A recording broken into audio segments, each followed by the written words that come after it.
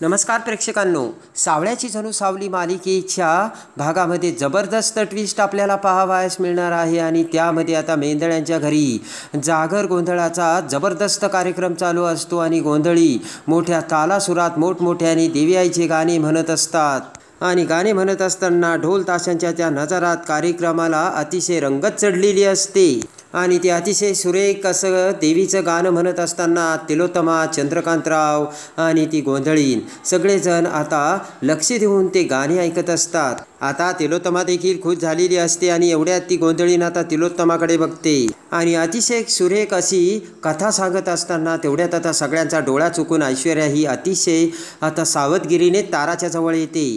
ताराच्या कानात ऐश्वर्या म्हणते की तारा, अतिशय छान अशी तयारी केली आहेस ना तू? तारा म्हणते, हो ऐश्वर्या वहिनी, तुम्ही काही काळजी करू नका, एकदम छान तयारी झाली आणि या गोंधळाच्या नावाखाली मी सगळं काही होत्याचं नव्हतं करणार आहे, असे तारा आता ऐश्वर्याला बोलते.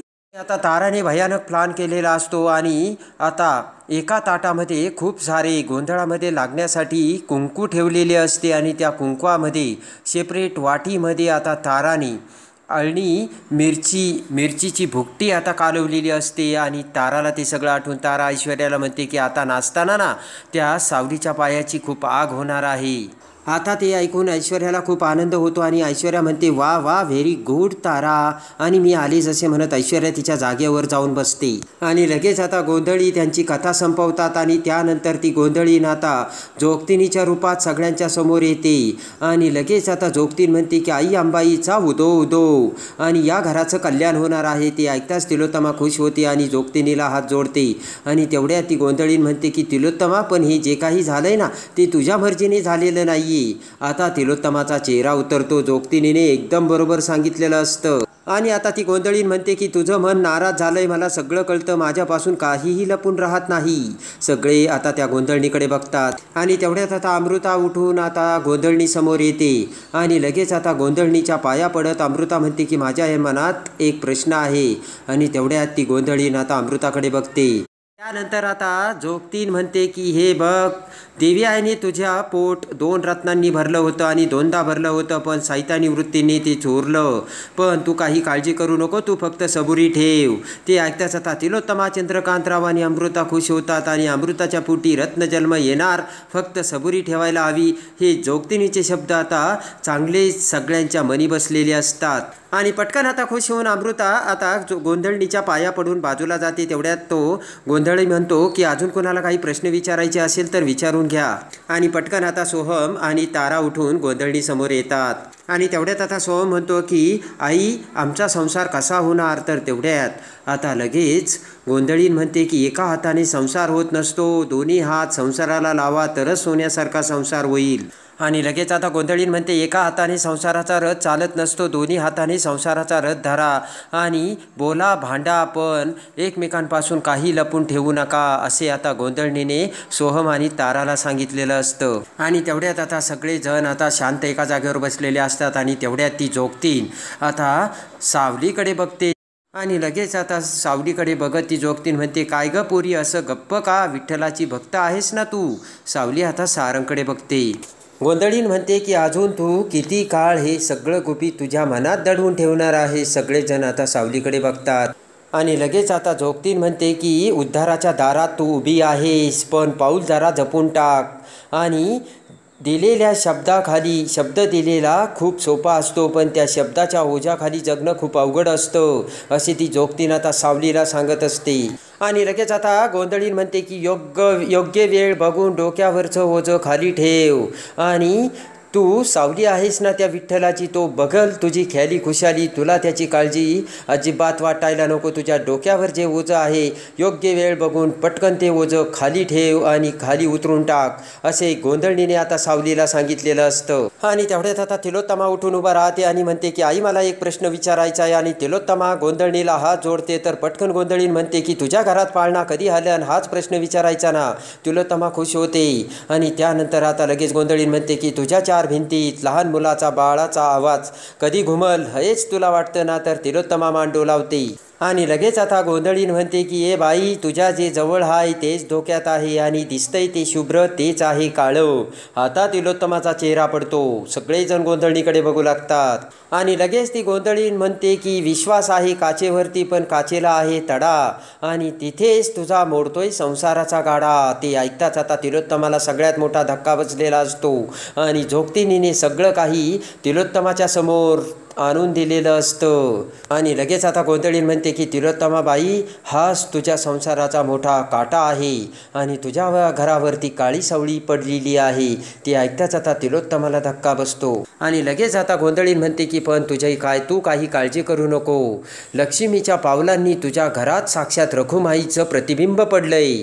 ते ऐकताच आता तिलोत्तमाला दुसरा धक्का बसतो आणि लगेच आता गोंधळीन म्हणते की तुझी काय आणि माझी काय चालत नसती, सगळी काय वरच्यांच्या हातात असतं.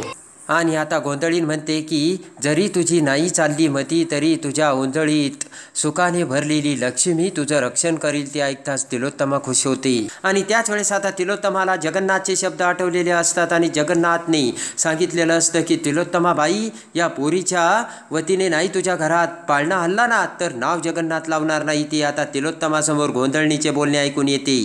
आणि तेवढ्यात आता ऐश्वर्या उठून पुन्हा ताराजवळ येते आणि ताराला म्हणते की डान्स करताना ना सावलीच्या पायावर आता त्या हळदीमध्ये चांगली मिरची घातली ना, तर तारा म्हणते हो, आणि मीठही घातलं ना, तर तारा म्हणते हो. पटकन आता पुन्हा ऐश्वर्या बाजूला जाते आणि त्यानंतर आता गोंधळी म्हणतो की आता तुमचा या घरातील मुलांनो देव्याई समोर नाच काम होऊ जाऊ द्या. आणि त्याच वेळेस आता तारा ही उठून देवी आई समोर येते आणि देवी आईच्या पाया पडते आणि त्यानंतर तारा ही डान्सला सुरुवात करते. आणि त्यानंतर आता त्या ढोलाच्या तालावरती सगळे गोंधळी आता ढोल वाजवत असतात, तर तारा ही देवी आईसाठी आता डान्स करत असते. आणि आता तारा डान्स करून सगळी काही तारा थकलेली असते आणि ताराने डान्स करता करता ते कुंकू खाली टाकलेलं असतं.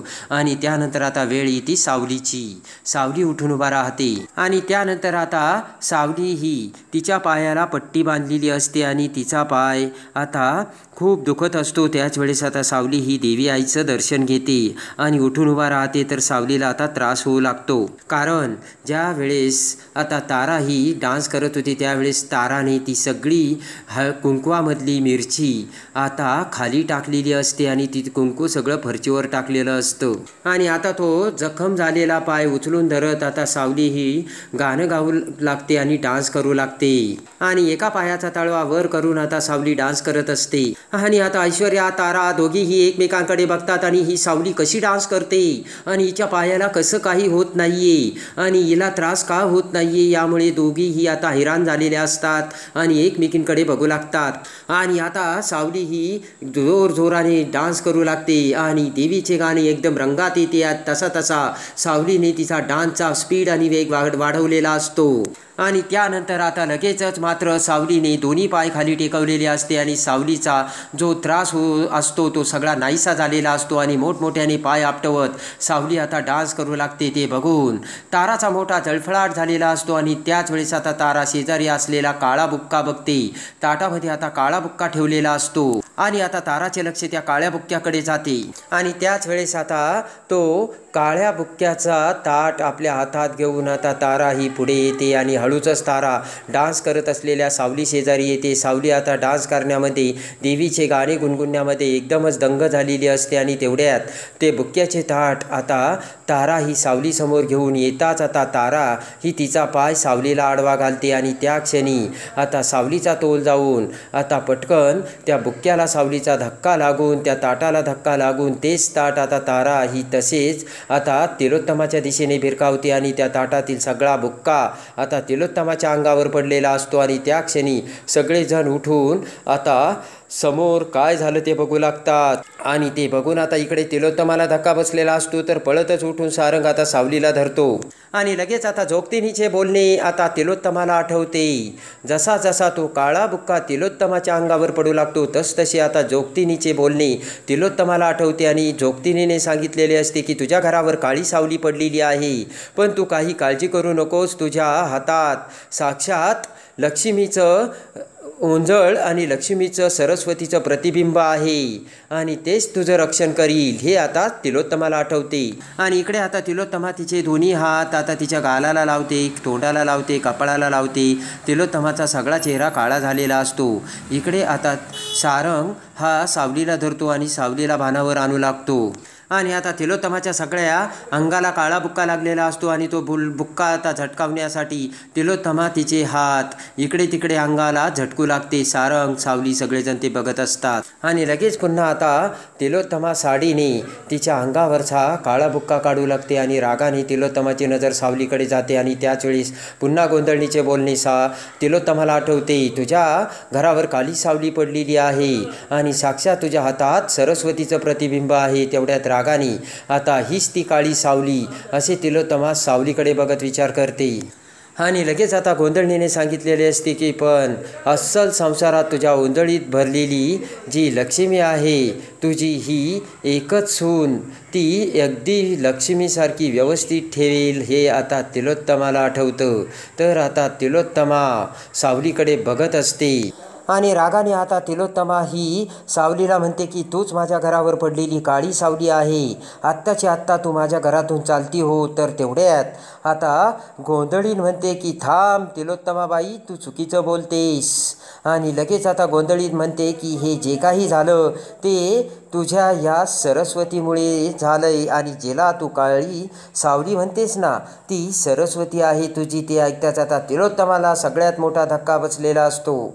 आणि त्यानंतर मात्र लगेच ती गोंधळीन आता लगेच सावलीसमोर येते आणि म्हणते की अगं तू अशी मूग गिळून बसली काय. मी तुला काय सांगितलं तुझ्या मनात जे आहे ते ओझं तुझ्या डोक्यावरचं आता तू खाली ठेवायची हीच योग्य वेळ आहे. आणि हीच योग्य वेळ आता तुझ्या जवळ असताना तू ते तुझ्या डोक्यावरचं ओझं खाली ठेव. हे सत्य आता गोंधळणीने सावलीला सांगितलेले असते. आणि त्याच वेळेस आता लगेचच सावली पुन्हा सावध होते. गोंधळीन म्हणते की उठ आणि तुझ्या डोक्यावरचं ओझं खाली ठेवायला सुरुवात कर. आणि तू जी विठ्ठलाची भक्त आहे ना तो विठ्ठल बघून घेईल, ती रखुमाई बघून घेईल. तू त्याची काही काळजी करू नकोस. तुझी ख्याली खुशाली तू करील पण ओझं उतरवायची आता हीच खरी वेळ आली आहे.